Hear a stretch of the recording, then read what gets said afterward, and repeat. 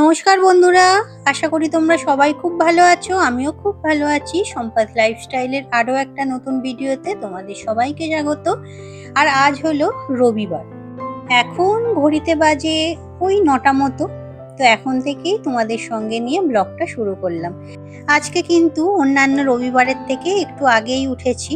তোমাদের দাদা ভাইয়ের আজকে ভোটের ট্রেনিং আছে, তো ও সকালে একটু খেয়ে দিয়ে বেরিয়েছে, তার জন্য তাড়াতাড়ি উঠেছিলাম। ও বেরিয়ে যাওয়ার পরে উপরে এসে বিছানাগুলো গুছিয়ে নিচ্ছি। আর আজকে আরও একটা নতুন বেডশিট পেতে নিলাম। পয়লা বৈশাখের আগে যে 3টে বেডশিট কিনেছিলাম, তার মধ্যে এটা হলো লাস্ট। সব কটা বেডশিটই একবার করে পেতে নিলাম। তবে এখন পর্যন্ত প্রথম যেটা পেতেছিলাম সেই বেডশিটটাই কিন্তু আমার মতে সবচেয়ে ভালো। ওই বেডশিটটা কিন্তু বাকি দুটোর থেকে বেশ অনেকটা বড়, তবে যেহেতু বালিশের কাভারগুলো ছিল না, তাই ওটার সঙ্গে তোমাদের তো দেখিয়েছিলাম ম্যাচিং করে দুটো পিলো কাভার কিনেছিলাম। তো বালিশের কাভারগুলো একেবারে চেঞ্জ করে নিচ্ছিলাম, তো হঠাৎ নাকে গন্ধ এলো। আসলে নিচে ভাতটা বসিয়ে দিয়ে এসেছিলাম, তো ভাবলাম বিছানাটা গুছিয়ে নিয়ে যেতে যেতে ওদিকে ভাতটা ফুটে যাবে, তবে একটু দেরি হয়ে গেছে। তো ফ্যান পড়ার গন্ধ পাচ্ছিলাম, তাই গিয়ে একেবারে গ্যাসটাও বন্ধ করে দিয়ে এলাম। আসলে উপর নিচ করে কাজ করতে হলে বেশিরভাগ সময় এইভাবেই আমাকে করতে হয়। কিছু কাজ উপরে, কিছু কাজ নিচে, সব কাজ একসঙ্গে চলতে থাকে। তো যাই হোক, বালিশের কাভারগুলো সব আজকে চেঞ্জ করে দিলাম, দিয়ে বিছানাটা ভালো করে গুছিয়ে তারপরে যাব নিচে। যদিও নিচে কিছুটা কাজ কমপ্লিট করে রেখে এসেছি। ওই যে বললাম, যেহেতু একটু আগে আজকে উঠেছি, তো টুকটাক কিছু কাজ আমার হয়ে গেছে। আর এখানে দেখো কত জামা কাপড় জমে আছে। ভাবছিলাম পরে এসে গোছাবো, কিন্তু না, পরে সময় হবে না, তো তাই আজকে এখনই করে নিই। আর এগুলো গোছাতে কিন্তু অনেকটা সময় লাগবে, তো চলো চটপট করে কাজগুলো একদম ম্যাজিক করে কমপ্লিট করে নিই।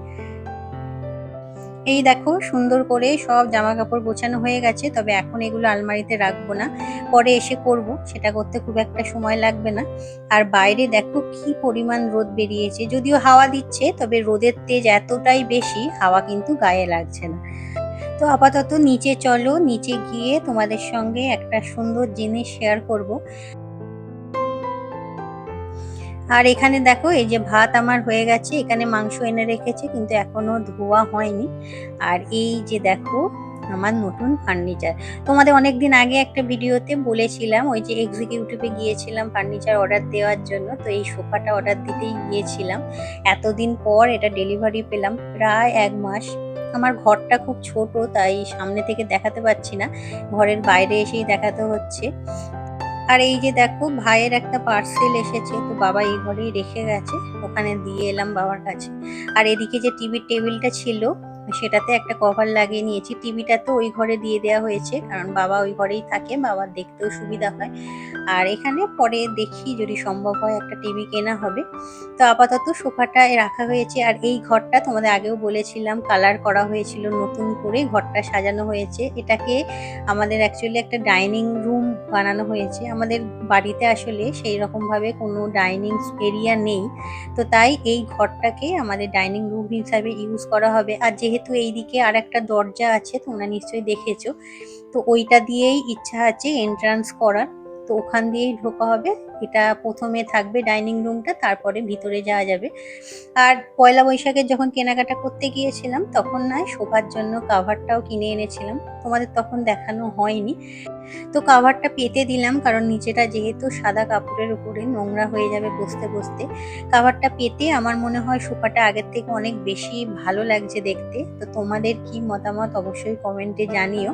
আর জানো তো, সোফাটা আসার পরে ঘরের সৌন্দর্যটা যেন আলাদাই রকম বেড়ে গেল। আসলে সোফা জিনিসটা সবার বাড়িতেই হয়তো আছে, কিন্তু আমাদের বাড়িতে এতদিন ছিল না। আর এই কুশানগুলো জানো তো সোফার সঙ্গেই দিয়েছে। এর কাভারও কিনে এনেছিলাম আমরা হাতিবাগান থেকে, কিন্তু কাভারগুলো ঠিকঠাক হচ্ছে না। আর এই যে দেখো, আবার একবার ছুটতে হলো রান্নাঘরে। অবস্থা দেখো, দুধটা বসিয়ে ভুলে গিয়েছিলাম গ্যাসটা সিমে করতে, তো দুধ একেবারে উতলে চারিদিক হয়েছে। তো যাই হোক, আপাতত কর্নফ্লেক্সটা বাবির ভিজিয়ে দিই, এরপর আবার গ্যাসটা পরিষ্কার করে তারপরে রান্না বসাবো। তো সোফাটা কেমন হয়েছে তোমরা কিন্তু অবশ্যই কমেন্টে জানিও। আর সোফাটা যখন কিনতে গিয়েছিলাম, তখনই না আমরা ওই সেন্টার টেবিলও দেখছিলাম, তবে অনেকটা বেশি দাম। তো তাই একটা বানাতে দেওয়া হয়েছে, কিন্তু ওই যে বললাম বানাতে দেওয়া বা অর্ডার দেওয়া জিনিস যে কবে আসবে তার কোনো ঠিক নেই। সোফা এলো 1 মাস পর, ওটা হয়তো আরো দেরি করে আসবে। তো সেটা আসলে পরে তোমাদের সঙ্গে শেয়ার করব। আর এই যে পাপোশটা কিনেছিলাম পয়লা বৈশাখের সময় হাতিবাগান থেকে, তো সেটা এই যে এদিকের দরজায় পেতে দিলাম। পাপোশটা কিন্তু বেশ ভালো, জানো তো, পা দিয়ে টেনেও ওটাকে সরানো যাচ্ছে না। তবে ওই যে ঘরটর যখন মোছা হবে, হাত দিয়ে না তুললে পাপোশ কিন্তু সরবে না। একদিকে ভালো, কারণ পাপোশ আমাদের পাতা থাকে না, তার একটাই কারণ জানো তো, বাবি আসলে প্রচন্ড ছুটে ছুটে ওই যে ঘরে ঢোকে। তো এর আগে যে পাপোশগুলো থাকতো ওইগুলোতে স্লিপ করে না বেশ অনেকবার পড়ে গেছে, তারপর থেকে ঘরে পাপোশ রাখতাম না। তো এখন তো একটু বড় হয়েছে তাই রাখলাম। আর এদিকে এই যে ঘরে রং হয়েছিল, তোমাদের ভালো করে আগে দেখানো হয়নি, তো এখন এই যে দেখিয়ে দিলাম। কেমন লাগছে অবশ্যই কমেন্টে জানিও। তবে সোফার কালারটা আমি চেয়েছিলাম মেরুনের উপর নিতে, তোমাদের দাদা ভাইয়ের এটা পছন্দ। আর এই যে দেখো সোফা দিতে এসে এখানে দেওয়ালে কিছুটা রং ওরা চটিয়ে দিয়ে গেছে, রং বাড়িতে আছে, তো সেটা লাগিয়ে নিতে হবে। আর এদিকে এই যে দেয়াল আলমারিটা আছে, এরও একটা ফ্রেম করতে দেওয়া হয়েছে, তো সেটাও এখনো আসেনি। আসলে তোমাদের সঙ্গে অবশ্যই শেয়ার করব। এদিকে না এই একটা হ্যাঙ্গিং লাগিয়েছি, আর ওই যে বুদ্ধা মূর্তিটা আছে ওটা সেই লাভা থেকে আমরা কিনে এনেছিলাম, সেটা ওখানে রাখা হয়েছে। তো আপাতত ঘরটা আমরা এইভাবেই সাজিয়েছি, তবে ইচ্ছা আছে ঘরটা আরো একটু সুন্দর করে সাজিয়ে নেওয়ার। আস্তে আস্তে হবে। আসলে আমাদের মধ্যবিত্ত পরিবারে আমাদের শখ আহ্লাদগুলো এইভাবেই পূরণ হয়, সবকিছু একবারে একসঙ্গে করে ওঠাটা আমাদের পক্ষে সম্ভব হয় না।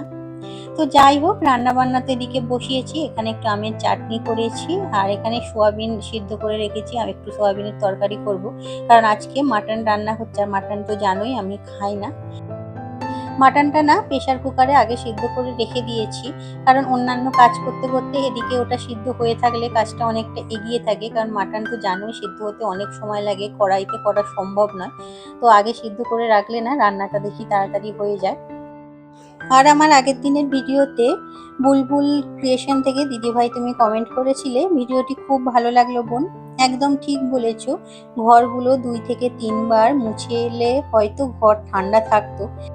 আমারও একই অবস্থা, জানালা সব বন্ধ করেই রাখতে হয়। সাদা নয়নতারা গাছ আমারও অনেকগুলো আছে, অনেক ফুল হয়। সত্যি গ্যাসের সমস্যা কবে যে মিটবে। অনেক ধন্যবাদ দিদিভাই এইভাবে পাশে থাকার জন্য।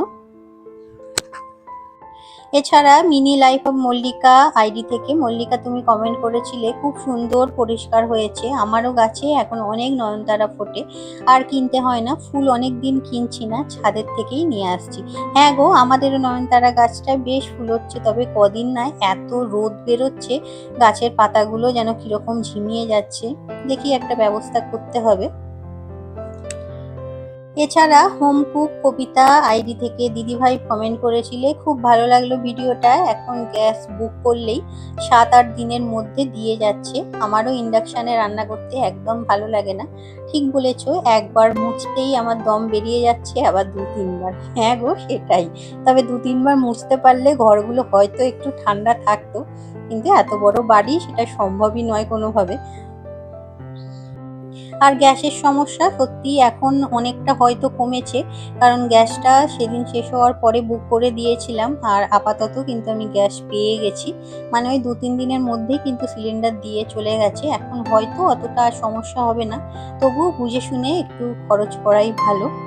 এছাড়া শ্যামলী বক্সি আইডি থেকে দিদিভাই কমেন্ট করেছিলে, এই গরমে আমি ডাল খেতে খুব ভালোবাসি, রান্নাগুলো খুব ভালো হয়েছে দিদিভাই, সব মিলিয়ে ভিডিওটা খুব ভালো লাগলো। অনেক ধন্যবাদ দিদিভাই, তোমরা সবাই এইভাবেই আমার সাথে থেকো, আমার পাশে থেকো, কারণ তোমাদের এই ভালোবাসা, তোমাদের এই সুন্দর সুন্দর কমেন্টগুলোই কিন্তু আমাকে কাজ করতে আরো বেশি অনুপ্রেরণা দেয়। আর এদিকে দেখলে বাবা বাজার থেকে মাছ এনেছিল, পাবদা মাছ। বাবার কেন জানি না এখন কদিন পাবদা মাছ খেতে খুব হয়তো ভালো লাগছে, প্রায় দিনই আনছে দেখছি। তো মাছটা ধুয়ে রেখে দিলাম, আর এখন বসেছি সবজিগুলো নিয়ে, সবজিগুলো একটু ভালো করে প্যাক করে রাখবো। বাড়ি থেকে আসার সময় অনেক আম এনেছিলাম, তো আমগুলো না একটু জল জল হয়ে গিয়েছিল, ফ্রিজে যেহেতু এমনি রাখা ছিল। তো সেগুলো একটা শুকনো কাপড়ে ভালো করে মুছে নিয়ে এই যে জিপলক ব্যাগগুলোতে ঢুকিয়ে রেখে দিচ্ছি। আর জানো তো এই ব্যাগে কিন্তু সবজি রাখলে সবজি অনেক দিন পর্যন্ত টাটকা থাকে আমি দেখেছি। আর যেহেতু কদিন ছিলাম না, তো বাবা বাজার তো করেছে, ফ্রিজে এমনিই রেখে দিয়েছিল, তো সবজিগুলো ওইভাবে রাখলে না খারাপ হয়ে যেত। তাই একেবারে জিপলক ব্যাগে আমি সমস্তটা গুছিয়ে রেখে দিলাম, যাতে ব্যবহার করার সময়ও একটু সুবিধা হয়। আর আমগুলো দুটো প্যাকেটে আলাদা করেছি, একটা একেবারে শক্ত আমগুলো রেখেছি আর একটা প্যাকেটে একটু নরমগুলো রেখেছি। এছাড়া একটা এঁচোড়ও এনেছিলাম, সেটাও দেখি কবে রান্না করি। আর এই হলো আমার মাটনের ঝোল, আজকে একেবারে কম মশলা দিয়ে হালকা পাতলা করে রান্না করেছি। আর এখন হচ্ছে দুপুরবেলা এই যে খেতে বসেছি। আজকে না খেতে আমার একদম ভালো লাগছে না, জানি না কেন, গরমের জন্য কিনা জানি না, একদম কিন্তু খিদে নেই, জোর করেই খেতে বসেছি। আর এই যে একটু টক দইও নিয়েছিলাম, জানো তো দইটা কিন্তু ঘরেই পেতেছি, কি সুন্দর জমেছে দেখো। তো এর সাথেই ভিডিওটা শেষ করলাম, ভালো লাগলে একটা লাইক করে চ্যানেলটা সাবস্ক্রাইব করে পাশে থেকো। আবার দেখা হবে পরের ভিডিওতে। টাটা।